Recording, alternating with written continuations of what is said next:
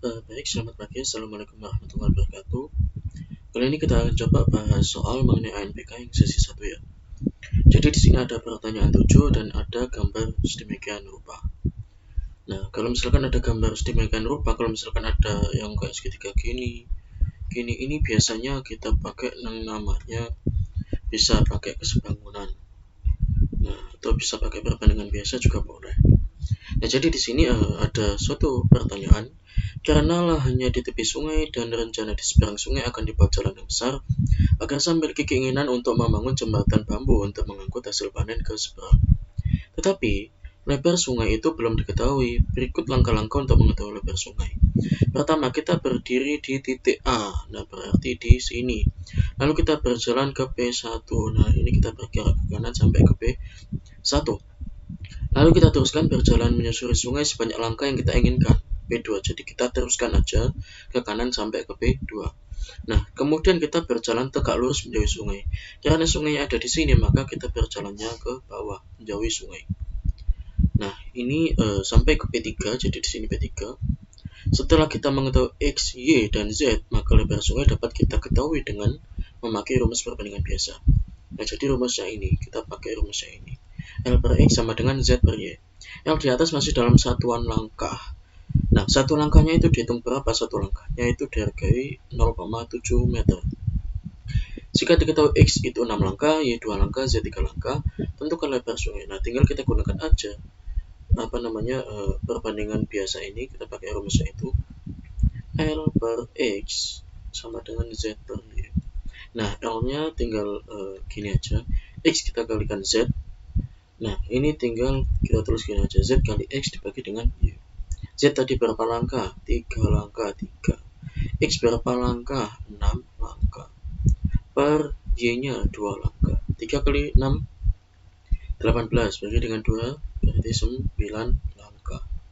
Ini masih dalam langkah, sementara kita disuruh mencari dalam meter. Nah, jadi 9 langkah itu, karena satu langkahnya itu 0,7 meter, jadi kalau 9 langkah, berarti 9 dikali 0,7 meter. Nah, di sini dapat kita peroleh berapa? 6,3 meter. Nah, ini hasilnya. Mungkin bagi yang lupa perkalian desimal, mungkin bisa kayak gini ya, diperhatikan. Yang digitnya banyak diletakkan di atas, yang digitnya sedikit kita taruh di bawah. 9 kali 7, 63, kita simpan 6. 9 kali 0, 0, 0 kita tambah 6, 6. Karena ini cuma ada satu angka di belakang koma, jadi kita taruh komanya juga satu angka di belakang koma juga. Kayak gini. Jadi 6,3. Nah, seperti itu perkaliannya. Jadi jawabannya adalah 6,3 meter. Nah, kita lanjut di soal yang selanjutnya, di teks 3.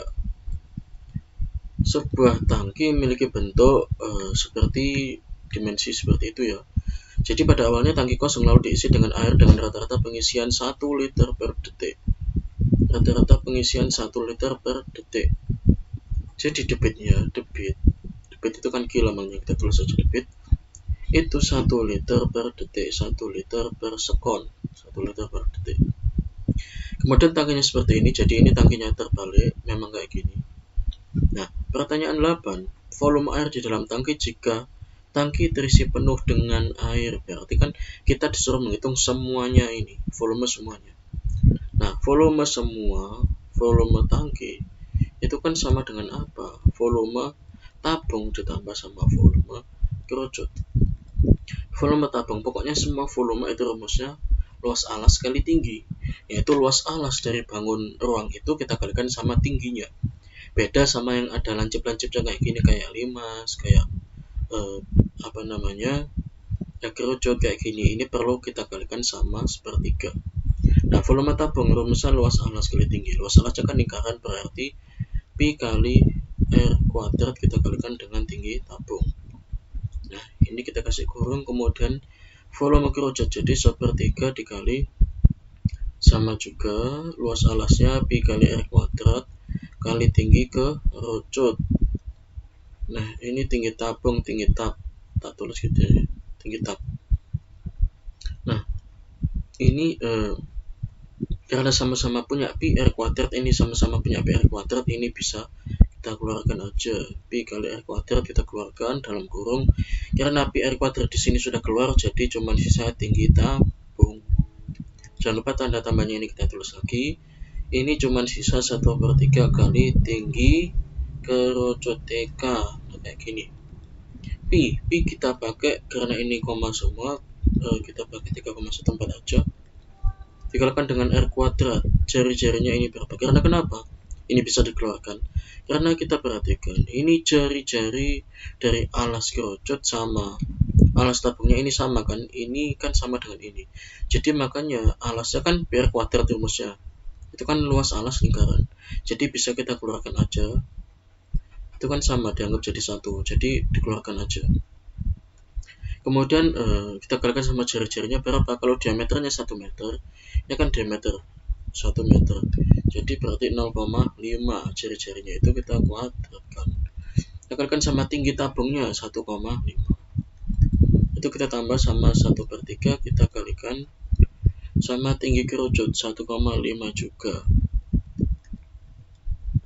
1,5 3,14 kita kalikan 0,5 kuadrat. Nah, pakai perkalian desimal kayak tadi juga bisa, yaitu kita peroleh 0,25. Kita kalikan 1/5 kita tulis ulang, ditambah itu 1/5 1/3 itu kita kalikan sama 1,5. Nah, kita peroleh hasilnya adalah 0,5. Gampangannya gitu.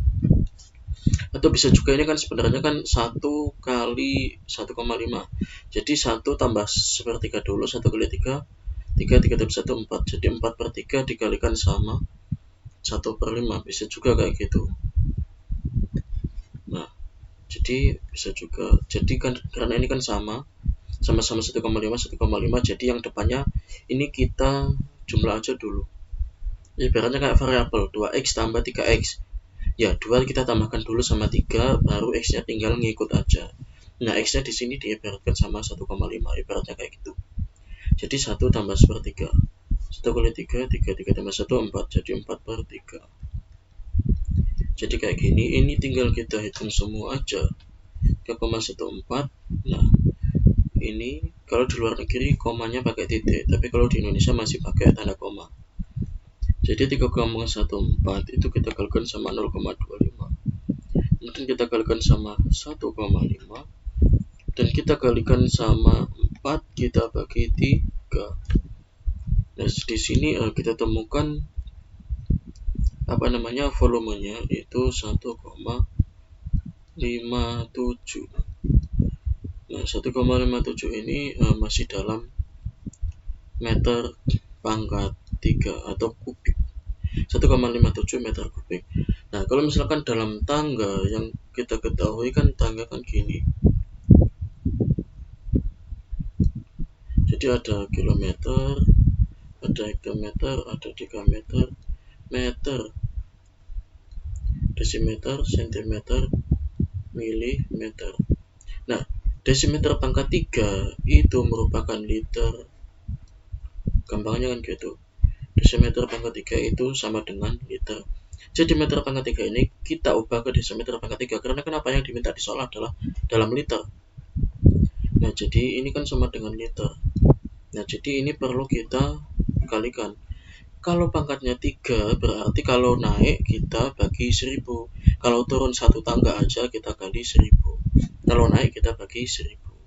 Jadi 1,57 ini kan kita ubah ke liter atau ke desimeter pangkat 3, gampangannya gitu. Jadi ini kita kalikan 1000. Karena kenapa? Meter ke desimeter itu kan turun 1.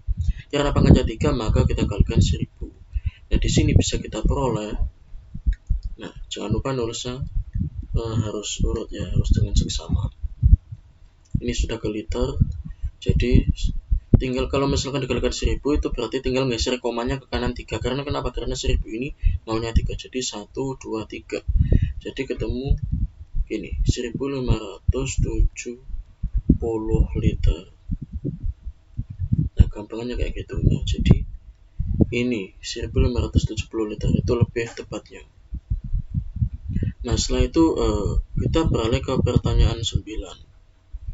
tangki kosong itu diisi dengan air oleh sebuah keran yang ada di ujung atas tangki. Jadi ngisinya lewat atas ya.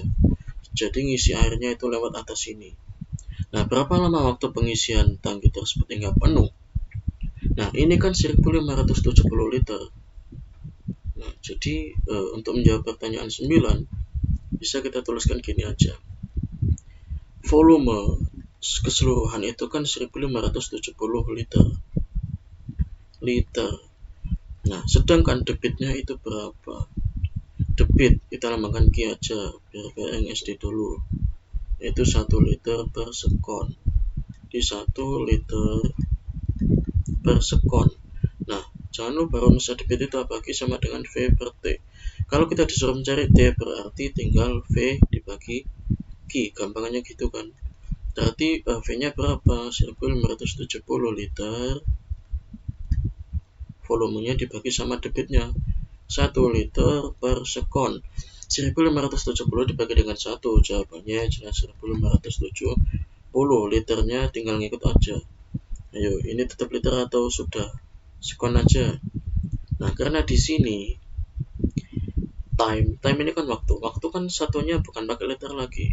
Nah, jadi waktu ini satunya kita pakai sekon.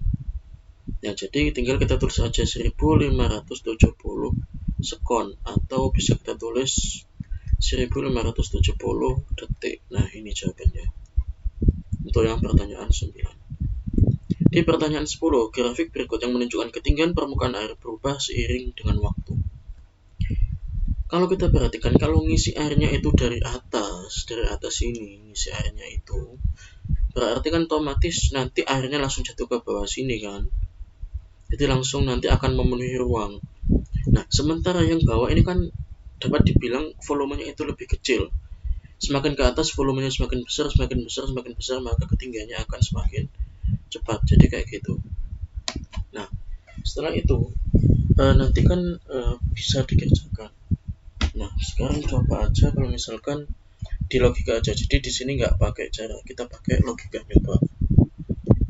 Nah, jadi kalau misalkan diisi air di sini, pasti pengisian yang pertama itu pasti nanti akan lebih cepat. Karena kenapa? Di sini kan ruangnya kecil. Kalau misalkan suatu benda kecil diisi air pasti kan lebih cepat penuh kan kayak gitu. Sementara kalau ruangnya ini besar, maka nanti semakin lama pengisiannya. Jadi yang pertama pasti dengan waktu tertentu pasti nanti ketinggian airnya itu akan lebih cepat. Jadi lebih cepat naik ketimbang kita ngisi tabung yang atas. Karena kenapa? Yang atas lebih besar daripada yang bawah ini. Nah, jadi logikanya kalau dilihat dari grafik, gampangannya gini. Ini kan ada grafik waktu, ada grafik ketinggian. Nah, jadi ketika waktunya itu dalam selang waktu tertentu, itu pasti nanti yang awal-awal pasti nanti pengisiannya akan lebih cepat penuh, alias ketinggian airnya akan melesat. Karena kenapa? Bentuk kerucut yang bawah ini kan meruncing, ibaratnya kayak gitu. Nah, karena meruncing ini maka pengisian air akan lebih cepat di awal-awal. Nah, jadi bisa kita tulis seperti itu. Nah, jadi pasti ketika selang waktu tertentu ketinggiannya akan melesat. Nah, seperti ini grafiknya akan melesat ke atas. Sementara semakin ke atas pasti nanti akan bertemu dan mengisi ke tabung yang ini. Karena ini kan tabungnya bentuknya sama ya, dari bawah ke atas kan bulatannya sama kayak gini. Jadi ini pasti nanti pengisian atau ketinggiannya akan konstan. Nah, jadi kayak gini. Jadi yang pertama akan cepat terisi penuh karena ini ruangnya kecil. Yang atas akan terisi stabil karena kenapa? Ruangannya bentuknya sama. Nah, jadi grafiknya adalah B ini yang benar. Kalau misalkan kita jawab D, nggak mungkin. Karena kenapa? Loh, ketika selang waktu tertentu ketinggiannya kok lama sekali ngisinya kayak gitu. Nah, kalau ngisinya lama sekali berarti kemungkinan itu bentuknya kayak gini mana? Karena kenapa? Pengisi yang pertama ini kan butuh ruang yang besar. Semakin lama ruangnya akan semakin kecil. Berarti yang ngisi bawah sendiri ini nanti waktunya lama kelamaan pasti akan lebih cepat. Jadi kalau bentuknya cuma kerucut aja itu cocok yang D. Kalau yang C ini nggak cocok karena kenapa? Ini cocoknya cuma buat ngisi benda yang konstan. Jadi misalkan kayak gini. Kalau bentuknya cuma tabung aja, ini konstan terus. Karena kenapa? Ngisi dari awal sampai terakhir, ini bentuknya sama semua. Jadi pasti nanti ketinggian sama waktunya itu akan bergerak beriringan secara kesinambungan. Jadi grafiknya akan lurus kayak gini. Kalau kita jawab A, loh, pada selang waktu tertentu loh, ini kok aneh. Ini ketinggiannya kok stagnan di sini, kok nggak nambah tinggi. Berarti apakah di situ dapat dibilang kerannya nggak mengalir airnya? Karena kan di sini ketinggiannya nggak bertambah. Jadi yang A juga salah. Jadi yang benar jawabannya adalah B. Mungkin bisa lanjut ke sesi 2 ya. Terima kasih. Assalamualaikum warahmatullahi wabarakatuh.